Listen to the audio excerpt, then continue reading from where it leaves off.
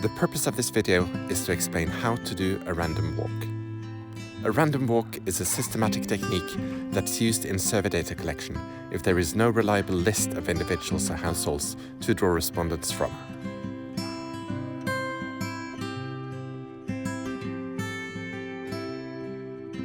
My name is Jessica Hagensanke and I lead the MIGNIX survey. And I'm Jürgen Carling, leader of the MIGNIX project overall. In MIGNIX, we carry out research in 25 research areas. Each research area is divided into clusters.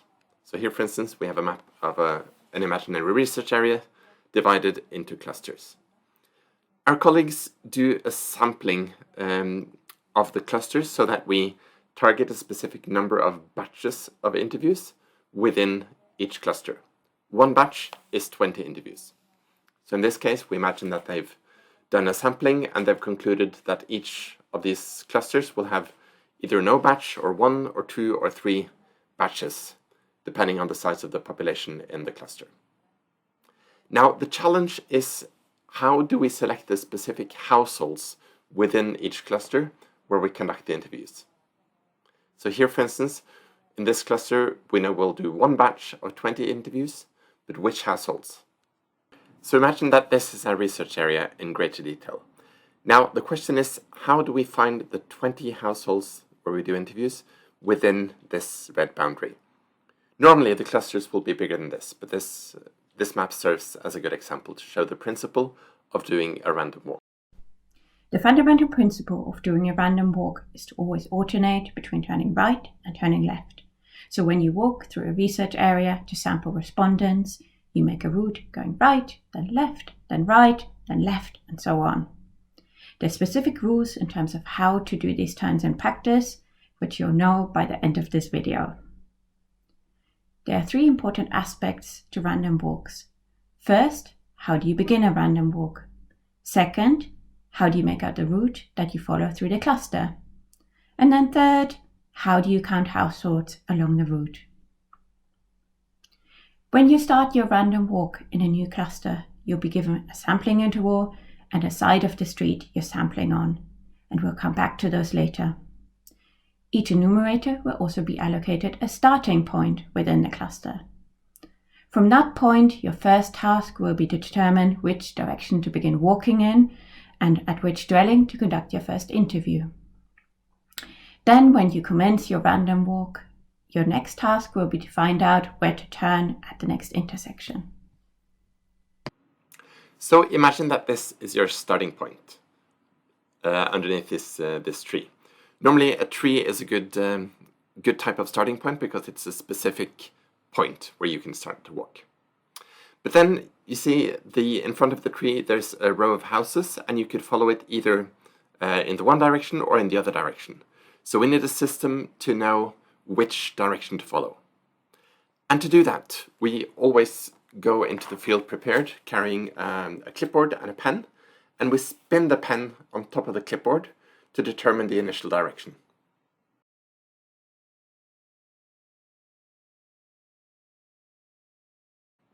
So now we'll talk about a few different types of starting points and what to do in different situations.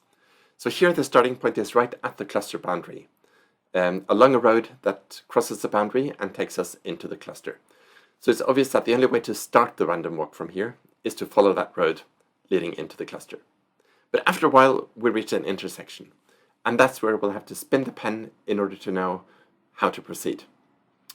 So once we get there, we spin the pen, and in this case, it shows us that we should turn to the right and follow that road. Here's another type of situation where there is not only a road leading into the cluster, but there's also a road going along the cluster boundary. So from this starting point, there are 3 different possibilities for where we should start walking. So here we have to spin the pen at the starting point. It shows that we should start walking into the cluster, and after a while we reach an intersection. Since we haven't made any turn yet, we don't know whether to make a right or a left at that intersection. So we'll have to spin the pen to make our first turn. Spin the pen, it tells us to turn left. So from there on, we know that the next one will be a right, and then the next one after that will be a left, and so on. Now imagine that at the starting point, we spin the pen, and it shows us that we should walk along the cluster boundary. So we do that, and we reach an intersection. Here's another important rule. Whenever we walk along the cluster boundary, and we reach a street that takes us into the cluster, away from the boundary, we follow that street. So that's what we do here, and that will be our first turn. It's a right turn, and that means that at the next intersection, we now will make a left turn. Here's yet another type of situation where the starting point is in the middle of the cluster, and there are 5 different possibilities for where to start walking. So we spin the pen, and it shows us one of those directions. We follow that direction, and we reach the boundary. So now, when we reach the boundary, we know that we'll have to turn either right or left, but we'll have to spin the pen to know which one it should be. So here it tells us to turn to the left. And that means we'll start walking along the cluster boundary. And then when we get to the next intersection, we follow the rule that I mentioned, that after having walked along the boundary and reaching a road or street that takes us into the cluster, away from the boundary, then we follow that street. So then we make a left turn, and when we reach the intersection that happens to also be our starting point, we turn to the right. It doesn't matter that you cross streets that you've already passed, or that you reach points where you've already been. A random walk is random in the sense that it also makes twists and turns like that. Now, if this last intersection hadn't been at the boundary, then we would have had different options for where to go, and we would have known that since we just made a turn to the left the last time we spun the pen, we'll have to make a turn to the right.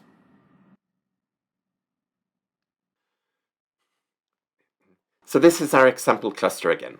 We spun the pen at the starting point. It showed us that we should walk along the row of houses as shown on the map here, and then we reached the first intersection. And here we can follow the rule saying that after having walked along the boundary, when we reach a possibility to move away from the boundary into the cluster, we follow that route.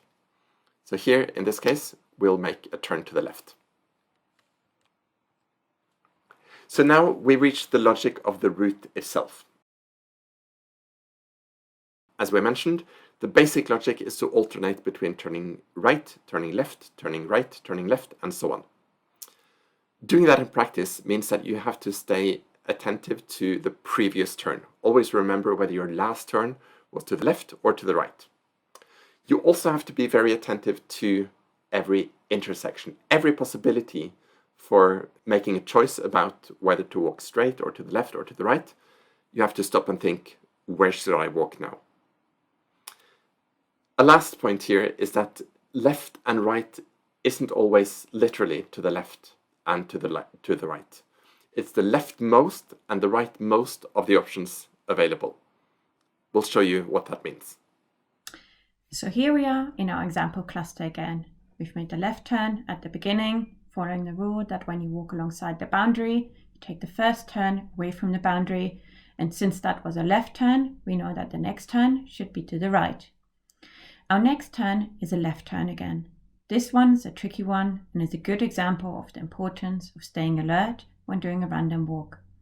At first sight, it looks like the street here only bends to the left, but there's actually a small turn off to the right, so here we turn leftmost. The next intersection is more obvious again. Here we turn right again. We follow this logic in the same way throughout our walk, alternating between left and right. In this last instance here, you saw that we had to do a right turn, but in this instance, it actually means going straight ahead. We had 2 options to turn at this intersection, and doing a right turn is actually the rightmost turn. If you're unsure in situations like this, stand in the middle of the intersection, as it makes it easier to determine what's a left turn and a right turn, but of course only if there are no cars. Thereafter, we turn left, then we turn right, and here we've reached the cluster boundary again and are walking alongside it. So that means we need to take the first turn away from the boundary, even if that means another right turn here. Thereafter, we just keep following the same rule. It's really important that you always keep track of what you did for your last turn. You might even want to write it down.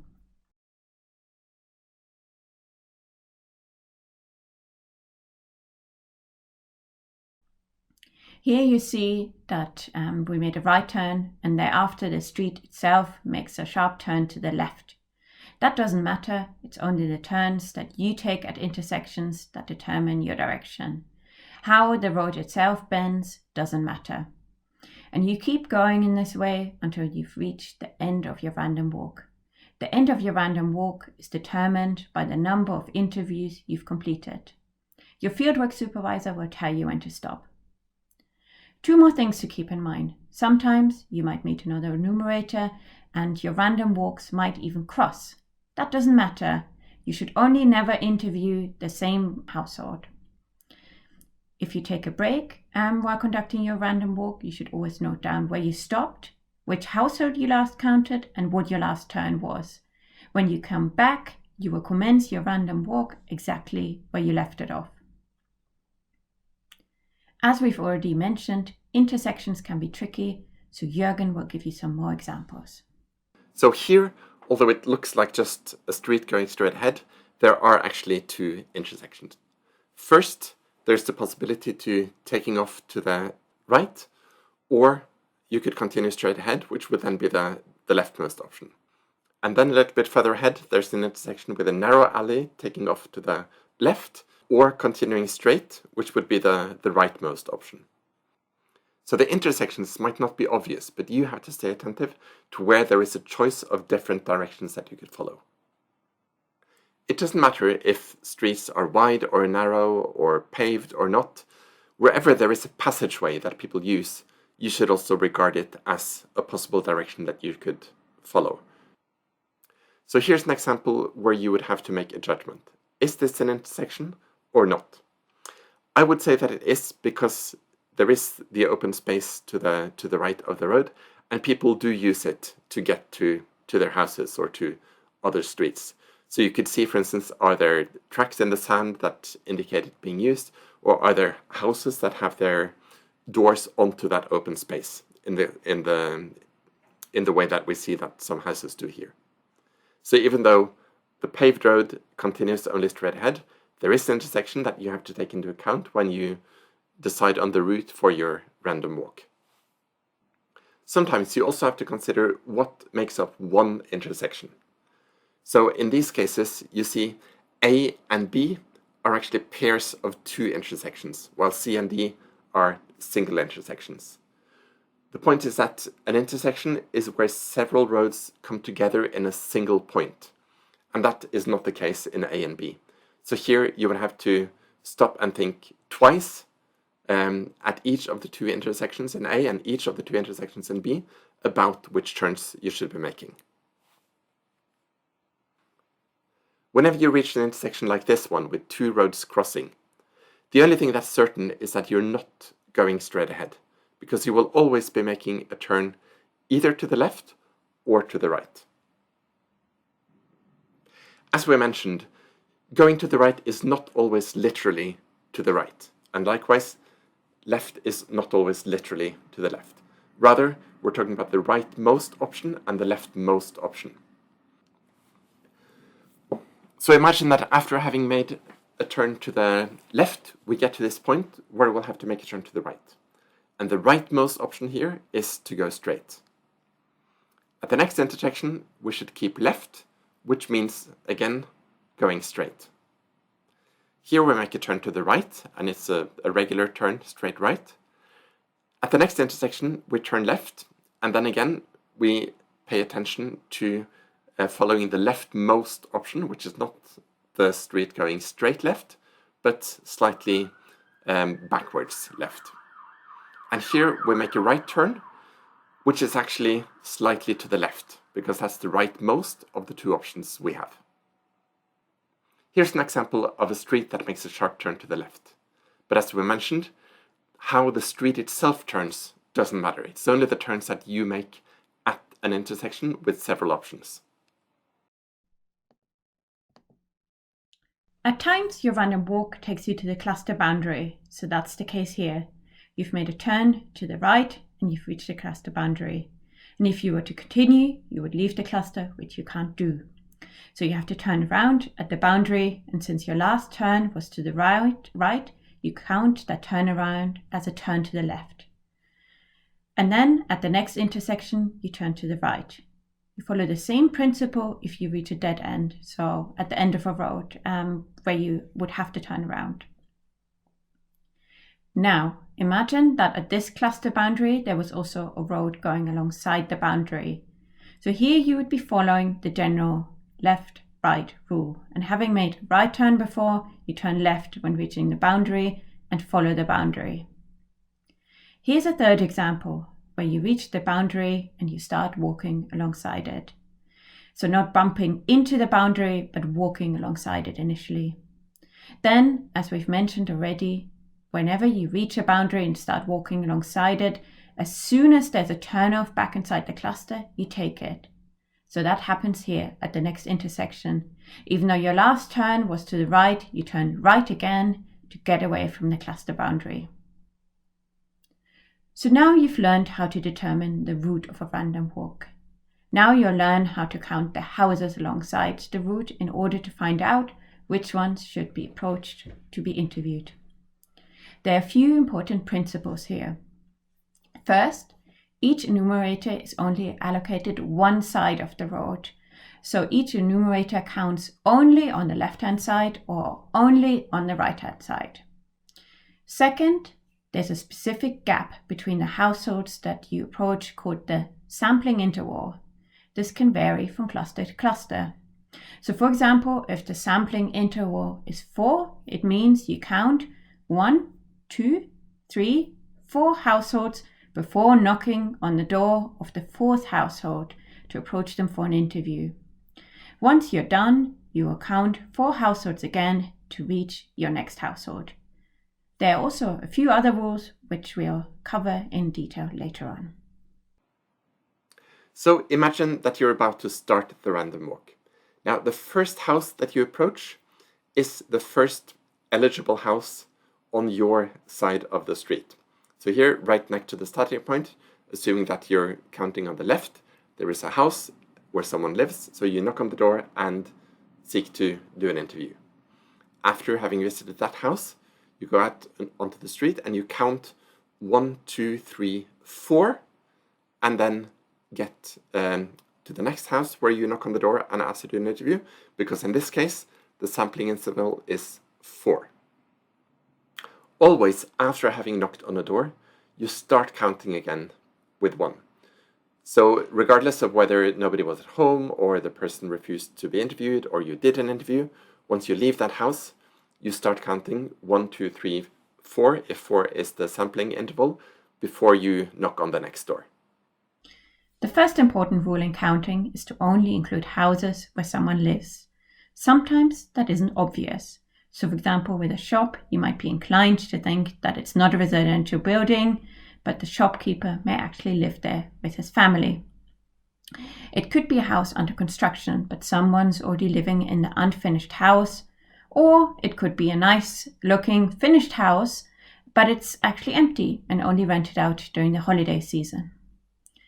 The second rule is that you should only include houses that have their front door facing the route. So for instance, we previously showed you a photo of back alleys, stressing that it's important to follow back alleys as part of your route. But if there are only back doors in this alley, you shouldn't count any houses while walking there. Here's an example of counting with a sampling interval of 4. And it shows some examples of which houses to include and to exclude along the route. So first, we see that house B should not be included because their front door is not directly facing the route, since we're turning to the left in that intersection. Then we should also not count house C because we're only walking along the side of that house. So even if there is a small side door, the main door is not facing the route. Finally, we should exclude house A. And that's because we should assume that we're walking along the middle of the road and then making a turn. And then house A doesn't actually have a door that faces directly to our route. The one next to it, which has the count 2, does have a front door facing the route, so we should include that one, but not A. So think of this middle of the road principle to decide which houses to include and exclude in cases like this one. This illustration is also in the enumerator's guide, and it's a good example to test yourself and consider which of these 6 doors should I be knocking on if I'm counting on the left and turning to the left, counting on the left and turning to the right, counting on the right and turning to the right, and counting on the right and turning to the left. So each of those 4 different scenarios, which of the doors A, B, C, D, E, F should you be knocking on? Test yourself and check the answers in the enumerator guide. The next rule is to count every household in the dwelling. So we're not actually counting houses, we're counting households. And the dwelling here is the building, basically, where there could be either just one household, one family living, or there could be multiple households, like an apartment building with many apartments. So for every building along the route, you have to consider how many families, how many households are there in this building. Sometimes it's obvious from the outside, but often it's not. And then you have to look at details such as the number of doorbells or maybe the number of balconies, and then try to figure out whether someone is also living in the ground floor or whether the ground floor is only used as a commercial space. When it's not possible to see, you might have to ask neighbors or residents or others in the area who would be able to tell you.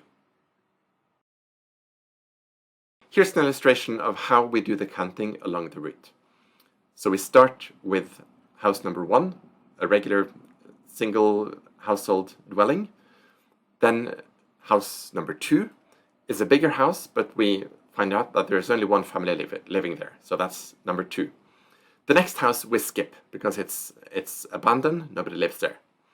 Then we get to an apartment building and we figure out that there are 8 apartments there.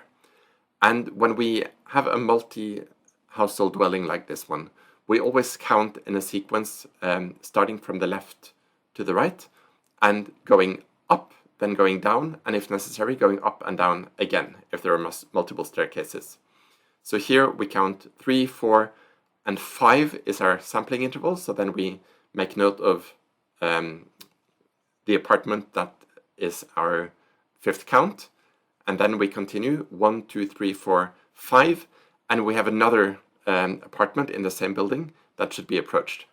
So then we ring the doorbell of the first apartment that we identified, and then afterwards we go to the other apartment that we had identified in that building. And then after reaching the sampling interval of 5 in the apartment building, we proceed out on the street again. We reach a house where there is a shop on the ground floor, but there's an apartment above it. So that's another household. We start again at 1. Then we get to a building which is only a shop, so nobody lives there. And then we get to another multi-household dwelling with 1 family living on each floor. So we count 2, 3, 4. And then 5 is another single household dwelling. So now we've been through how to do a random walk. As you've seen, there are many specific rules that you have to learn and follow for how to start, what to do at intersections, what to do at the cluster boundary, how to count households in buildings with multiple households, and so on. So you have to learn the rules and keep them in mind as you do the random walk. We should also stress again that you have to be very attentive to intersections, that not every intersection is immediately visible as an intersection. But to do the walk correctly, you have to stay attentive and always consider, is this an intersection? And if so, where should I turn? Lastly, there are many cases in which you can't find out everything that you need to know just by looking, and you'll have to talk to people who live there. That's especially to find out whether somebody lives in a house or if it's empty. And in buildings that might have many families living there, you might have to ask local residents how many families actually live in that building before you can do your count. So we wish you good luck doing your random walks. It will take some practice to get used to, but after a while you will master it.